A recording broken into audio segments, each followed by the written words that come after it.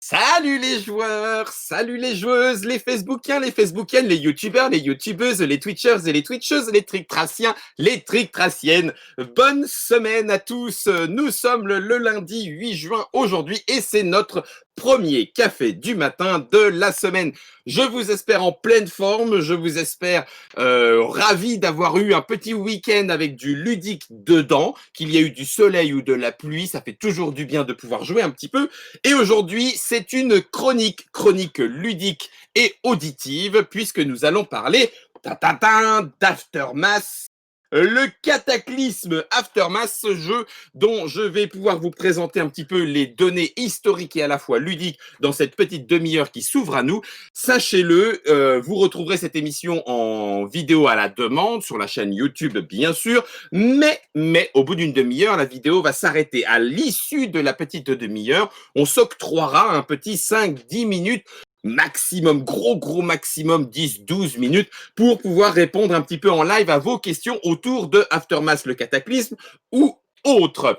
Aftermath le cataclysme, ça sort en ce moment, c'est un jeu chez Play That Game et qui est signé Jerry Hawthorne. Alors Play That Game et Jerry Hawthorne, c'est une histoire d'amour qui dure depuis un certain temps. Pour tout vous dire, je travaillais à l'époque chez Philosophia quand Mice and Mystics est sorti, le bien nommé qui est resté dans les mémoires un petit peu ludiques, aussi bien pour son livret de règles un petit peu catastrophique au sens où des détails étaient perdus un peu à gauche et à droite, parfois même dans les exemples et non pas dans le corps des règles, mais qu'à l'époque on avait fait remonter ça jusqu'à la grande chef du côté de Philosophia, mais comme c'était un jeu qui était en localisation par entente, même si je ne suis pas forcément de cet avis-là, mais par entente, il y avait une localisation et donc une traduction telle que, stricto sensu, du livret de règles, et donc il n'y avait pas de possibilité de toucher, réarranger, réaménager ce livret de règles.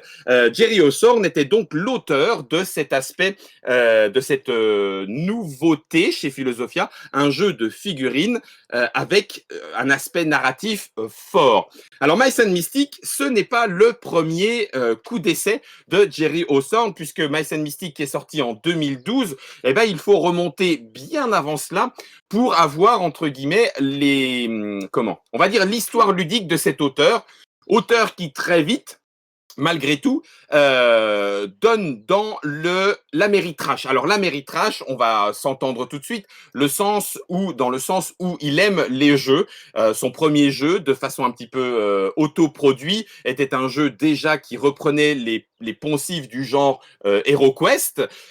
Et ensuite, il a pu travailler le vénard sur HeroScape. HeroScape, qui est pour moi un exemple typique d'Améritrash, c'est-à-dire des jeux avec des figurines, mélange d'univers, peu importe. Le tout, c'est que ça raconte de la grande histoire. J'aime beaucoup HeroScape. Je ne regrette qu'une seule chose, c'est que la plupart des sets n'aient pas été, des extensions, hein, bien sûr, n'aient pas été traduites et que si on veut pouvoir y jouer, en français, il y a assez peu de choses. HeroScape reste très bien et Jerry Hawthorne a participé au Valkyrie's Gambit, qui est dans les premiers sets d'extension. Donc, ça veut dire que là, on remonte quand même pas mal à 2009. Et puis ensuite, il a continué avec Battle for the Underdark, qui est une boîte standalone en 2010, dont il y avait des extensions aussi, avec les guerriers d'Eberron et l'invasion de Molten Claw. Donc HeroScape fait partie, j'avais même oublié jusqu'en 2010, les champions des royaumes oubliés, de ces auteurs qui ont participé à l'aventure HeroScape. Donc avec déjà quand même du lourd, hein, puisque du côté de HeroScape, qui fait partie du giron Wizard of the Coast, on est déjà dans les grands éditeurs. Enfin, en tout cas, des éditeurs qui ont les moyens. Wizard of the Coast, tu me diras, avec Magic, au moins tu sais que tu as les moyens. À la suite de ça, il a fait un Battleship Galaxies. Si jamais vous pouvez tomber sur cette petite boîte, le matos est plutôt sympathique. Ça n'a pas pas suffisamment marché pour qu'ils sortent les extensions et les autres factions de ces batailles intergalactiques avec des vaisseaux. Mais je trouve qu'une fois encore, pour l'avoir à la maison, Battleship Galaxies avait de la gueule sur le plateau, sur la table de jeu. Et on retrouve des éléments qui sont aussi propres à l'Améritrage, c'est-à-dire des éléments de fluff, de background, des histoires qui se racontent et c'est bien, mais des fois des points de règle où tu fais ouais mais alors là c'est pas tout à fait bien clair expliqué, il va falloir trancher ou il va falloir un petit paquet de FAQ, foire aux questions. Eh bien c'était le cas à la sortie en 2012 de Mice and Mystic qui va là pour le coup travailler clairement l'histoire entre Jerry Hawthorne et Colby Dosh qui est le fondateur de Play That Game. Play That Game, pour vous donner des petites informations sur cette maison d'édition, sachez-le, ils ont été rachetés par F2Z, donc Philosophia and Z-Man, le conglomérat. Philosophia avait racheté Z-Man Games, boîte américaine. Avec Philosophia et Z-Man, ils avaient fondé F2Z, et avec F2Z, ils avaient racheté Play That Game. Play That Game qui donc est retombé dans le giron Asmodée au moment où Asmodée rachète F2Z, bien sûr. Eh bien, il y a quelque temps, et c'est suffisamment rare pour le signaler, Play That Game est ressorti du giron, entre guillemets, en tant que studio, a repris son indépendance, même si la preuve en est, Play That Game est distribué actuellement par Asmodée, donc il y a des produits qui continuent de l'être, mais qui est ressorti, qui a repris un petit peu son indépendance, cher monsieur Colby Dosh, avec son galurin, qui lui va si bien. Je parlais donc de Jerry Hawthorne pour vous parler de ce Aftermath, le cataclysme. Pourquoi? Parce que cette histoire de création ludique, vous allez voir, trouve un point, un point dans Aftermath qui vient de toutes ces petites parentés-là. On retrouve plein de choses qui ont été travaillées au fur et à mesure des jeux. Et donc, du coup, Mice and Mystic en 2012 fait partie de ces jeux qui ont quand même marqué. Hein, quand je vous le disais, c'est une réalité. On peut le juger, on peut le jauger avec ceux qui s'en souviennent encore des années plus tard. Et puis, par le nombre d'extensions aussi. Alors, il y avait le Cœur de Glorm en 2013. Il y avait aussi les Chroniques des Sous-Bois en 2014. Et puis, les Chapitres perdus un petit peu plus tard. Dans ces mêmes univers, puisque c'est un univers d'humains transformés en souris, et donc du coup, chose que moi, depuis l'époque où je regarde les dessins animés des mini-pousses, continue de me façonner, c'est-à-dire ce changement d'échelle, le petit héros dans un univers de géants et de grands, moi ça me fait rêver parce que on peut construire un radeau avec un ballon gonflable et puis une petite pince à linge pour laisser échapper un petit peu d'air pour que le ballon gonflable et le petit radeau il avance comme ça, comme un bateau à moteur. Bref, moi ça me fait rêver, j'imagine des tas de trucs. Les légendes de la garde, c'est tout pareil. Le jeu de rôle qui va avec, c'est tout pareil. Bref, dès qu'il y a du petit dans du grand, et en plus avec du post-apocalyptique comme dans Aftermath, le cataclysme, mais je vais y revenir. Bref, Mice and Mystic, c'est donc un univers très fort, des figurines qui vont bien parce que bah, du coup nos amis humains, chevaliers et magiciens doivent se retrouver confrontés à des scolopendres et autres insectes cafards et Tail Feathers qui n'a jamais été, enfin oui, non, qui n'a jamais été traduit, qui a été traduit, mais qui a fait une vie ludique plutôt courte, était dans ce même univers, mais là, on allait jouer dans les airs, en se mettant sur des oiseaux et en s'affrontant dans le ciel. Les souris pilotaient des oiseaux un peu comme des avions, et puis on allait pouvoir faire le lien avec Mice and Mystic. Bref, un univers qui est très plaisant, et je vois que ça vous fait réagir, parce qu'effectivement, vous êtes avec nous en live, et on parle de Légende de la Garde, Brisby et le secret de Nîmes. On parle aussi de Chérie, j'ai rétréci les gosses. Oui, c'est vrai, tout à fait. Il y a aussi ce petit plaisir de retrouver aussi ces espèces de monuments d'une culture populaire, je vais le dire un petit peu comme ça. Voilà. Donc, Tail Feather, disais-je, a continué en 2015 avec quelques extensions, mais c'est passé beaucoup plus vite. Une fois encore, le jeu était peut-être les mécaniques de jeu un petit peu lourdes, passaient trop à l'avant et faisaient oublier le plaisir du thème et de l'univers. Peut-être. Ce n'est qu'une possible explication sur le fait que ça est passé très très vite. Quoi qu'il en soit, on retrouve ensuite, et là pour le coup, moi ça a été un vrai plaisir, je ne sais pas ce qu'il en est pour vous, on retrouve dans la lignée de ces histoires à raconter, et avec un petit peu le côté petit et grand, Histoire de Pluche. Et là on est en 2018, Histoire de Pluche, dans ces séries de livres d'aventure. C'est toujours marqué sur Aftermath, donc c'est toujours le même modèle, livre d'aventure. Donc, on est clairement dans du narratif, du jeu en campagne avec les histoires qui se suivent. Et au lieu d'avoir un plateau que l'on installe, on a un livre, la plupart du temps un gros livre, relié à spirale, avec pages cartonnées, en tout cas pour l'extérieur et l'intérieur. Et ce sont ces livres en double page qui vont vous faire l'aventure. Vous avez d'un côté le plateau et de l'autre côté l'élément de jeu. Vous avez la même chose à chaque chapitre et en fonction de l'endroit où vous êtes ou de l'endroit où vous allez passer comme ça de page en page et de chapitre en chapitre d'histoire. Il y a encore moins d'installations puisque le plateau de jeu est directement une page de livre et donc il peut y en avoir encore plus et aller encore plus loin dans l'exploration. Dans cette collection de Play That Game, vous retrouvez bien sûr Histoire de Pluche, des petites peluches qui essayent de sauvegarder leur enfant du grand méchant cauchemar 2 qui pourrait venir dans notre monde. Et donc, on joue ces peluches avec des histoires très agréables et puis une thématique fort sympathique. Les blessures que vous prenez sont de la bourre que vous perdez. Et donc, vous imaginez la peluche qui se rabougrit peu à peu au fur et à mesure qu'elle prend des blessures. Et puis, on rebourre un petit peu de cette bourre pour rembourrer votre figurine au moment où vous la soignez. Histoire de Pluche qui effectivement avait une difficulté un petit peu particulière. Turtle Blue nous le signale et c'est vrai. Et en fonction des dés qui sont piochés, puisque c'était un système de dice building, de dice drawing, on piochait des dés et ces dés-là nous donnaient notre capacité d'action puisque les dés étaient de couleur partie avait des dés verts pour la dextérité, rouge pour l'attaque, etc., etc.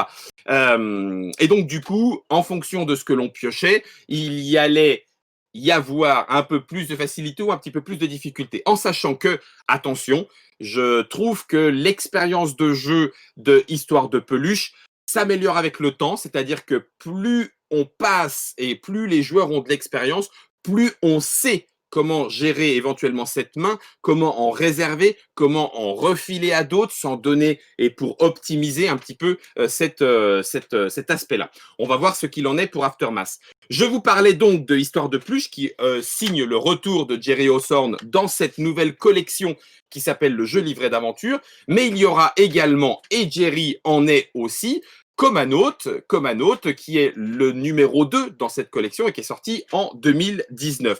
Une thématique un petit peu plus adulte. Et donc Aftermath revient, 2020 en français, 2019 dans sa sortie, et on retrouve le différentiel entre l'univers de géants et les souris. Arrêtons-nous un petit peu sur le thème. Il y a eu un cataclysme, les humains ont a priori disparu alors que nos amis souris et autres rongeurs ont muté ou en tout cas récupéré la main sur le fait de fonder une colonie de survivants. Et donc du coup, vous êtes dans une ville et là, comme dans XCOM par exemple et d'autres, on va gérer le jeu sous deux aspects. Je parle bien sûr, là maintenant, on rentre dans Aftermath, le cataclysme, on va gérer ce jeu sous deux aspects. L'aventure qui est celle dans votre livre-jeu. Et vous avez vu, il y en a un sacré paquet.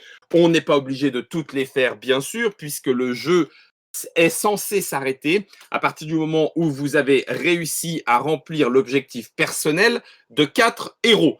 Les figurines sont très chouettes et en plus elles ont eu un espèce de petit lavis qui fait ressortir très vite et plutôt agréablement à l'œil les détails. Ça ne veut pas dire que on est censé ne pas les peindre. Comme vous voyez, moi je ne les ai toujours pas peintes, mais c'est parce que j'ai un retard de peinture accumulé énorme. Donc les figurines sont excellentes, l'univers est excellent, un univers de petits. On va donc forcément se battre contre des scorpions. On va se battre contre des espèces de rats mutants à la Skaven améliorés avec des mains griffues. Là, en l'occurrence, c'est celui qui a une main, comment on appelle ça, un couteau suisse. Et donc, du coup, les concepts, les caractères design sont vraiment assez géniaux. Là, on croirait vraiment un rat Skaven de la Malpeste dans Warhammer, mais en l'occurrence, c'est bien celui de Aftermath.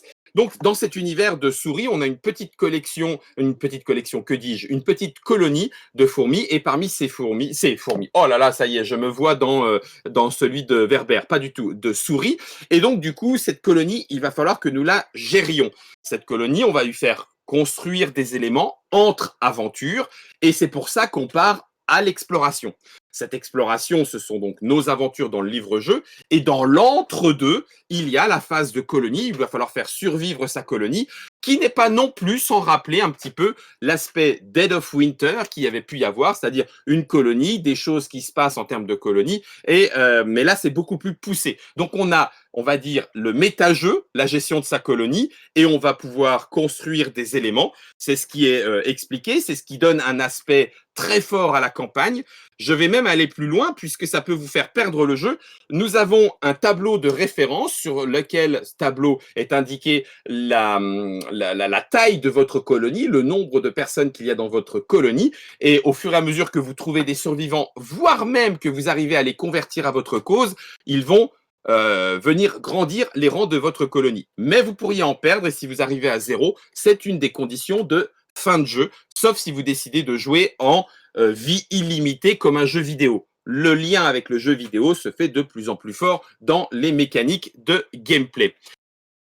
Lorsque vous jouez un chapitre et donc une aventure, vous allez réunir vos héros et donc ces héros seront ensuite mis dans des petites boîtes ainsi pour pouvoir rassembler tous les éléments que vous avez. C'est l'équivalent d'une sauvegarde. Les petites boîtes, c'est pas la première fois qu'on en voit, mais c'est ce qui permet aussi de sauvegarder assez facilement aussi. Et donc vous allez partir sur une carte qui est une carte du quartier que vous connaissez. Et il est prévu des extensions avec de nouveaux endroits à aller voir, plus ou moins proches de la ville, ce qui explique aussi qu'au bout d'un moment, vous allez peut-être, pourquoi pas, circuler en chat, si vous avez réussi à transformer le chat en plus ou moins votre ami, ou en véhicule post-apo Mad Maxien pour aller un petit peu plus vite sur cette carte. Chacune de ces cases sur la carte correspond à un plateau sur lequel on peut passer plus vite ou pas, en fonction de si on veut vivre l'aventure ou pas. Vous allez ensuite jouer, et cette fois, non pas avec un système 2D, et c'est plutôt bien vu, mais avec un système de cartes. Cartes, vous en aurez 5 en main avec des couleurs, et ces cartes de couleurs vont en lien avec les actions. Actions de combat, actions de dextérité. Ces cartes de couleurs vont également avec des éléments de cases, les cases qui sont sur sur le plateau de jeu. Donc là, ici, on a par exemple des lignes rouges. Ça veut dire que pour pouvoir les passer facilement, il va falloir jouer des cartes de couleur rouge parce que le principe va être plutôt basé sur la force ou sur l'équilibre, etc., etc. Donc, un jeu à l'américaine avec des caractéristiques, etc. Là-dessus, ceux qui connaissent sont habitués. Si vous ne connaissez pas le côté un peu Ameritrash, un petit peu, on va dire, livre-jeu de rôle dont vous êtes le héros, eh ben, vous allez le découvrir assez vite. Il y a des caractéristiques pour dire s'ils sont plus ou moins forts, plus ou moins intelligents. Il y a des compétences pour dire que eux, ils savent très bien faire, etc., etc. Et puis, il y a dans cet univers post-apocalyptique, bien sûr, plein de récupération à faire pour pouvoir, comme je vous le disais, construire votre colonie mieux. Et puis, il y a aussi des objets cassés que vous allez pouvoir réparer. Et il y a aussi un élément que j'apprécie beaucoup, qui est le côté pile énergétique. Il va falloir que vous gériez votre ressource en pile parce que les objets que vous allez trouver, donc des objets grands, mais dont leurs éléments sont détournés, hein, vous allez avoir une arbalète lance cure-dent, par exemple, eh bien, fonctionne mieux si vous leur adjoignez des piles. Mais des piles, eh ben, effectivement, il va falloir les gérer, il va falloir les trouver. Au début, on n'en a pas. Où est-ce qu'on va les trouver? Comment est-ce qu'on peut les recharger, etc. Tout ça fait partie de l'aventure. Donc, Aftermath, c'est un jeu à 2 niveaux, la colonie dans l'entre-scénario et le scénario, on va dire un petit peu comme si on zoomait sur l'escouade de héros, et l'ensemble forme une campagne, puisque vous pouvez aller et découvrir différentes choses par un système de cartes, là encore un petit peu à la croisée des chemins avec Dead of Winter et d'autres jeux qui sont sortis depuis. En fonction de ce que vous vivez dans l'histoire, vous allez aller chercher dans la réserve des cartes numérotées que vous allez mettre dans votre deck à vous, un petit peu comme des sous-intrigues ou autres intrigues, et vous pourriez décider en fonction des bruits que vous avez entendus, des créatures, admettons que vous vous soyez caché, et puis vous voyez un groupe de salamandres juste passer en dessous, et puis vous les entendez parler d'un rituel particulier, et vous pourriez vous dire à l'aventure d'après en disant le rituel il était à tel endroit, on va aller essayer de jeter un petit coup d'œil. Eh bien vous pourriez du coup commencer une aventure basée là-dessus, alors que vous pourriez décider de ne pas vous en occuper, et peut-être même que si vous ne vous en occupez pas, ça vous retombera sur le nez un petit peu plus tard pour une raison X ou Y, parce que si vous ne l'avez pas joué, la carte va vous dire que les créatures, les salamandres là, sont encore plus fortes parce que vous ne les avez pas empêchées de faire cette espèce de rituel, etc. Donc les choses sont liées. Il y a quand même une partie importante de vivons nous-mêmes notre aventure. Donc ça, c'est le côté zoom et le côté méta dans l'entre-deux. Ce côté méta, comme je vous le disais, se joue à coups de cartes. Ce deck de cartes est aussi, pour ceux qui ont joué à Mice and Mystic, ça donne une petite réminiscence du jeu. C'est ce qui, dans ces cartes-là, il y a des cartes négatives, les cartes menaces, ces cartes noires, qui viennent le long d'une piste qui va se trouver sur ce petit plateau-là. Donc on va en mettre une ici, on va en mettre une là. C'est là où les ennemis vont arriver. Mais attention, quand on parle d'ennemis, il y a un petit token pour dire quelle est l'ambiance de la partie à ce moment-là. Est-ce que l'ambiance est calme ou hostile? Quand l'ambiance est calme, les entre guillemets ennemis, on peut tenter de discuter avec eux et donc de les ramener dans notre giron pour qu'ils fassent partie de notre colonie. Et ensuite, si ça passe en hostile, là, c'est plus le moment. Il va falloir se les fighter.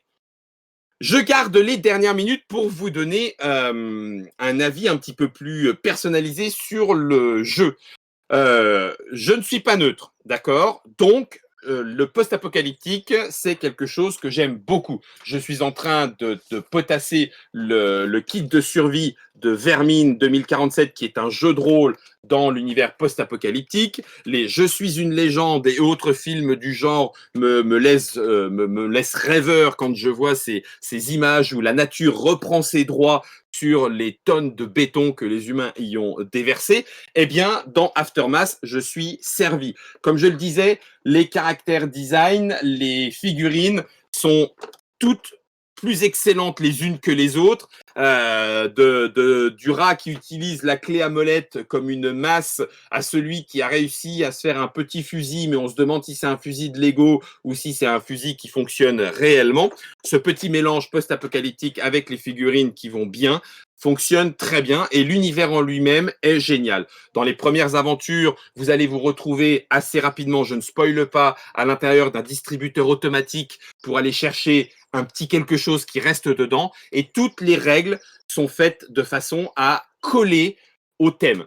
Les règles en elles-mêmes, elles ne sont pas si compliquées que ça puisque il n'y a besoin que de savoir un petit peu le tour de jeu. Tout le reste, ça fait des règles en plus, mais au lieu d'avoir, comme dans Mice and Mystic, un livret de règles qui essaye d'être in extenso, eh bien, on a des règles maintenant qui viennent s'ajouter en fonction de l'aventure. Donc, on n'a pas besoin de se casser la tête, on les retrouve au moment même du jeu. Par contre, ça veut dire aussi une petite quelque chose que je dois vous dire, on reste dans un côté Ameritrash. C'est-à-dire que au début, en tout cas, vous allez régulièrement revenir entre votre livret d'aventure et vos règles, et puis vous grattez un petit peu la tête en disant mais ça, toi, tu le comprends comment? C'est pas dit qu'on n'a pas le droit de le faire. Donc si c'est pas dit qu'on n'a pas le droit, on a le droit.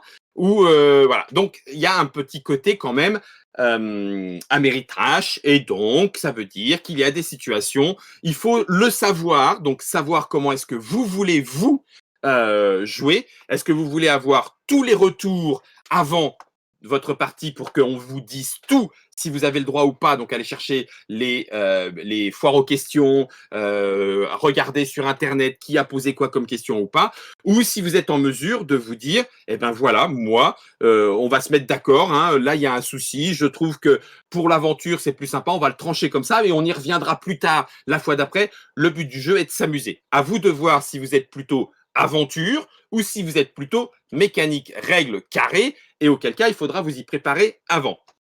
Par contre, en termes d'univers, en termes de règles, en termes d'évolution des personnages, puisque les cartes sont... Enfin, il y a des decks, pardon, il y a des decks avec des mots-clés, et donc vous allez pouvoir, comme un personnage de jeu de rôle, dire « Moi, je veux me spécialiser en bricolage, moi, je veux me spécialiser en guerrier ». On retrouvait déjà un petit peu ça dans Mice and Mystic. C'est toujours le cas, mais c'est un petit peu plus libre. On est moins monomaniaque et on est moins let's go sur les rails que l'on m'a fixés par le jeu. Donc, du coup, on a un jeu qui peut se jouer avec des petites aventures que l'on peut enregistrer. Ça veut dire que vous allez pouvoir, parce que là, on part la colonie un petit peu, elle est là-haut. Hein, si je, voilà, c'est bien là. On est sur Avenue Abigail au départ de la partie. Vous imaginez bien, puisqu'on ne peut pas faire de diagonale, que pour se rendre de l'autre côté de la carte ou dans les jardins qui sont inaccessibles dans la partie, eh ben, il va falloir voyager très loin de sa colonie. Et donc, parfois, en ayant passé une page, deux pages, eh ben, on se dit non, là, ça y est, on arrête la session de jeu, on va nicher, ou alors on dit on s'arrête pas, mais on va nicher pour se reposer parce qu'on a pris trop de blessures. Eh ben, ce voyage, cet aspect voyage-là, fait partie de l'aventure, et ça, c'est plutôt aussi assez agréable de pouvoir enregistrer, de pouvoir se dire on fait une session de jeu plus ou moins longue, et puis d'aller découvrir toutes les différentes aventures en fonction des peuples et des relations que l'on va avoir avec les salamandres, avec les rats qui nous attaquent et avec les gros méchants scorpions et autres ennemis que je ne vous spoilerai pas. Donc, l'aspect évolution du personnage est très bien joué. L'aspect aventure, zoom et méta gestion de sa colonie est plaisante aussi. On va y construire le petit café parce que ça va donner de la bonne humeur et un bon moral à nos troupes, et c'est toujours mieux que de les laisser dans la tristesse. Et un petit côté post-apo, mais mignon, enfin mignon. Pas dans le genre, pas histoire de pluche non plus, mais je trouve que ça se joue plaisamment avec cette ambiance qui permet de le partager avec n'importe quel type de joueur, et pas forcément très sombre, très adulte, si c'est comme ça qu'il faut le dire. Donc, évolution de perso, évolution de la colonie, exploration, gestion de ressources, objets cassés à utiliser et à réparer, objets à mettre à trouver, à gérer entre guillemets notre ressource énergétique pour les utiliser. Puis en même temps, on n'a pas beaucoup d'utilisation, donc on va les réserver au bon moment. Est-ce que c'est le bon moment? Ça discute. Le côté coopératif, c'est un jeu coopératif, fonctionne plutôt bien. Le petit point reste ces éléments de règles à éventuellement discuter, décider avant ou après. Les tests sont très simples, les tests de compétences, c'est j'ai mes cartes en main, je vais les gérer par rapport à la couleur et par rapport à ce que je veux faire. Donc à moi de discuter avec les autres joueurs. Est-ce que j'échange parce que quelqu'un va avoir besoin de se défendre, donc je vais lui donner la carte dont il a besoin pour se défendre. C'est comme si je l'encourageais, c'est comme ça que ça s'appelle dans les règles. Donc tout ça fonctionne très bien, et vous avez un temps de jeu réellement conséquent. Donc, achat, obligatoire, non. C'est jamais moi qui vous dirai ça. Mais si vous avez aimé Mice and Mystic, Histoire de Pluche, si vous avez joué plus que simplement la petite découverte parce que vous avez été entraîné dans l'univers, si vous aimez l'univers, je pense que vous ne serez pas perdu et que vous serez au contraire heureux de vivre dans Aftermath, le Cataclysme, le jeu livre d'aventure qui est ici présent. Moi, personnellement, c'est let's go. avec les enfants, on prend plaisir à continuer de travailler un petit peu nos héros, à savoir un petit peu ce qui va se passer. Il y a un petit côté, et avec eux, qu'est-ce qui va se passer, et eux, ils vont nous taper dessus, et lui, il est vraiment très fort. On a des petits clins d'œil. Juste la petite chose que je vous avais pas donnée, il y a quand même un aspect un petit peu aléatoire. On est dans de l'améritrage, donc il y a des dés. C'est relativement simple, hein, parce que grosso modo, les dés qui sont lancés quand on fait un jet de compétences vont vous donner un potentiel bonus et ou malus. Ça peut aller de -2 jusqu'à +3. Donc il faut savoir qu'au moment où vous jouez vos cartes, vous les jouez en connaissance de cause. Est-ce que je joue mes cartes pour être sûr de gagner, mais je vais dépenser beaucoup plus de cartes et c'est peut-être dommage de ne pas en avoir économisé pour faire plus d'actions? Ou est-ce que je prends le risque, en fonction du lancer de dés, de rater peut-être, mais d'économiser des cartes pour faire un peu plus d'actions? Et puis, il y en a un deuxième, c'est le dé noir, qui est quasi équivalent aussi, hein, puisque ça va de -2 jusqu'à +3. Mais ce dé noir, s'ajoute si le jet de compétences demandé est un jet contré. Donc ça veut dire qu'il y a 2 fois plus de chances qu'il se passe quelque chose, que ça s'annule, ou au contraire que ça augmente le différentiel. Bref, il y a un petit peu de hasard parce qu'on sent le côté un peu rôlistique, le côté aventure, et comme tout bon jeu d'aventure, eh ben, on se réfère parfois au hasard pour avoir ce petit côté pincement au cœur de qu'est-ce qui va se passer? Voilà. Je vous ai tout dit autour de ce Aftermath. C'est du Jerry Hawthorne et c'est du Play That Game. Tout craché, mais tout craché avec, personnellement, je trouve, l'expérience de Mice and Mystic, de Histoire de Pluche, de Comanote. Et je trouve que le jeu est donc plus abouti, plus expérimenté, avec en plus un univers que j'affectionne particulièrement, qui est le post-apocalyptique. Largement de quoi faire pour passer des heures de jeu autour de ces petites souris et autres insectes. Et là, ce ne sont pas des humains transformés, mais pourquoi les humains ont-ils disparu? Ça, je vous le laisse gérer vous-même si vous souhaitez partir à l'aventure. On retrouve bien sûr tous les petits éléments de grande taille dans un univers de petits. Ça fait partie aussi du plaisir d'Aftermath. Ce n'est pas si compliqué. Le jeu peut se jouer, alors peut-être pas entre enfant tout seul comme ça à lâcher, mais le plaisir de y jouer adulte, enfant, là pour le coup, il n'y a aucun souci. Aftermath, le jeu de Sherry Hawthorne et Play That Game, c'était la chronique dans le petit café du matin de la Trick Track Télé. On se retrouve, mais hors enregistrement, pour un petit temps d'échange et de questions. En attendant, amusez-vous bien et que les papas de Griffu soient avec vous.